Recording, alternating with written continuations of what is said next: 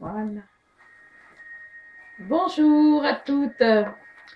Pasteur Marie-Madeleine, pour votre service. Je suis là pour vous servir et surtout pour apporter un enseignement sur la femme, tout simplement. Et j'ai le plaisir de vous présenter mon premier article.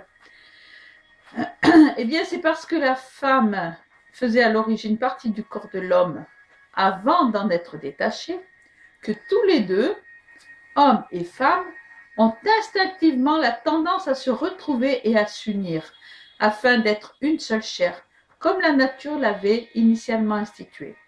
Et lorsqu'au premier contact de deux âmes, celles-ci se confondent ainsi que deux gouttes de mercure, cela prouve qu'elles ne formaient originairement qu'une unité, mais qui étaient apparues sur Terre sous l'aspect de deux êtres différents. Aussi longtemps qu'ils demeurent dans leur état de pureté intégrale, ni l'homme ni la femme n'ont besoin d'avoir honte de leur nudité. C'est l'effet du péché qui, en créant le sentiment de culpabilité, suscite en même temps celui de la honte. Le corps humain, création divine comme l'esprit, n'est pas impur en lui-même. Toutes ses fonctions, y compris celles qu'on appelle animales ou sexuelles, sont faites pour être mises au service de Dieu, et le corps est sanctifié dans toutes ses parties, pour autant que ce service soit fidèlement accompli. Ça va de soi. Que dire des rapports entre Adam et Ève, de la façon dont ils se courtisent? En réalité, leur relation repose moins sur l'amour que sur la crainte de la solitude. À la première difficulté, quand Dieu demande à Adam s'il a mangé du fruit défendu, ce dernier rejette aussitôt le blâme sur Ève. Voyons, c'est facile, comme s'il se désintéressait de son sort. Leur relation est vouée à l'échec. Elle les conduit inexorablement à l'expulsion du paradis. Par contraste, Abraham et Sarah, dont les destinées se confondent, marchent tous deux vers la terre promise. Les yeux de l'un et de l'autre s'ouvrirent. Genèse 3, verset 7. Rabbi Iya dit, leurs yeux se distillèrent, les laissant voir tous les maux du monde qu'ils n'avaient jamais rencontrés avant. Dès qu'ils ouvrirent les yeux à la connaissance du mal, ils connurent qu'ils étaient nus, qu'ils avaient perdu la splendeur suprême qui les recouvrait et qui maintenant s'est retirée d'eux, les laissant nus. Ils cousirent des feuilles de figuier. Ils se rapprochèrent l'un de l'autre pour s'abriter sous les ombres de l'arbre dont ils venaient de manger, ombre appelée feuille d'arbre. Ils s'en firent des ceintures. Le rôle de la femme dans le judaïsme est influencé par la nature patriarcale de la société. La halakha, loi juive, a modelé l'attitude juive envers la femme. Les rabbins y manifestent une certaine ambivalence, oscillant entre l'estime et le maintien de notions stéréotypées. De nos jours, les femmes ont lancé un défi aux attitudes traditionnelles, en particulier dans les cercles non orthodoxes.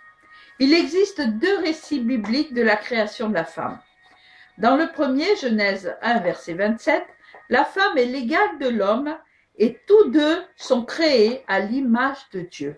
Ils reçoivent le pouvoir de dominer le monde animal et la tâche de procréer. Dans le second, Genèse 2, versets 21 à 25, la femme est créée à partir de l'homme, elle est son aide. Ces deux récits sont interprétés dans le but de se reproduire et de se rendre mutuellement heureux.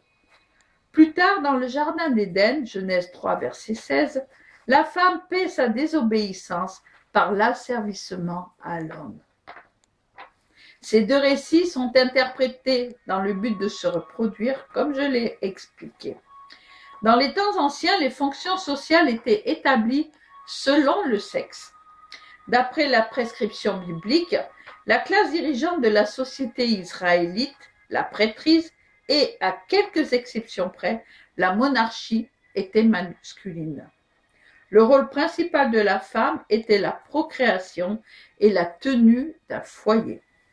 La femme était tenue à l'écart d'un rôle important, mais voilà, du domaine public et de toute forme de pouvoir. Cependant, les matriarches et d'autres femmes jouèrent un rôle important, comme Myriam, Déborah le juge, Hulda la prophétesse, Ruth, Yaël et Esther.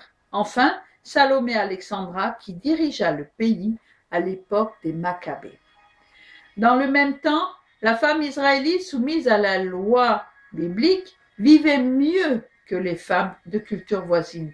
Ses droits étaient protégés et sa liberté préservée.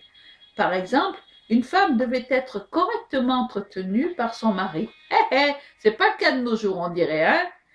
Toutefois, elle faisait en quelque sorte partie de ses biens, et quoique l'idéal fût la monogamie, la loi biblique autorisait la polygamie. On considérait généralement qu'elle appartenait au foyer. La femme mettait au monde des enfants et était responsable de la vie familiale. L'éloge de la femme vaillante, enfin, dans les Proverbes, Proverbe 31, versets 10 à 31, cite l'achat et la vente comme une des fonctions de la femme. Pourtant, on la juge moralement et affectivement inapte à exercer un pouvoir dans la société israélite. Suite de l'article, dans 15 jours. Shavua tov à toutes. Au revoir, que le Seigneur vous bénisse chacune. Merci.